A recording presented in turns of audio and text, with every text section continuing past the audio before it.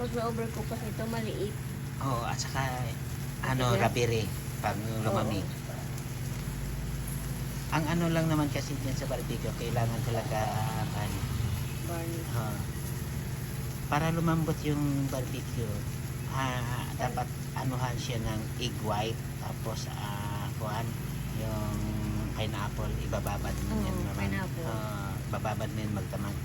Pero hindi namin alam na may egg white pala yun. Para, Talaga. para malambot siya.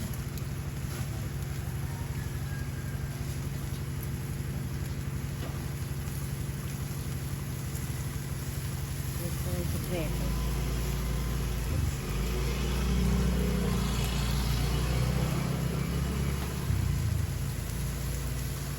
Halimbawa, mga 1 kilo yung anuhan mo ng egg white na isa lang.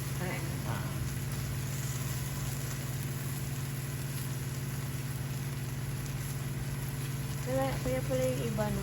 Lamot-lamot nyo. Lambot. Parang. Saka huwag mong ikuan yung kanyang tawag ka, huwag mong iluto mabuti. Yan. Kasi tigas siya pag ano. Up! At saka gawa ka ng sarili niyang sauce.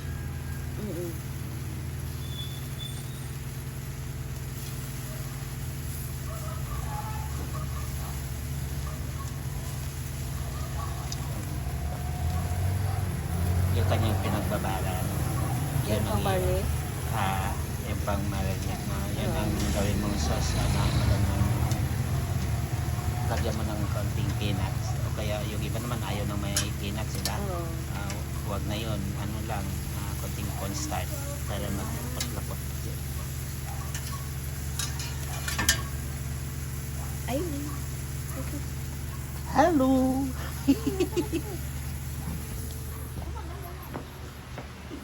Good morning! Good morning! Shout out guys! Andito yung pagulo. Ayan po ang ginawang photo ng Kim Angels. Yan. Mga magagaling yan sila. Basta pagdating sa kainan, sigurado busog kayo.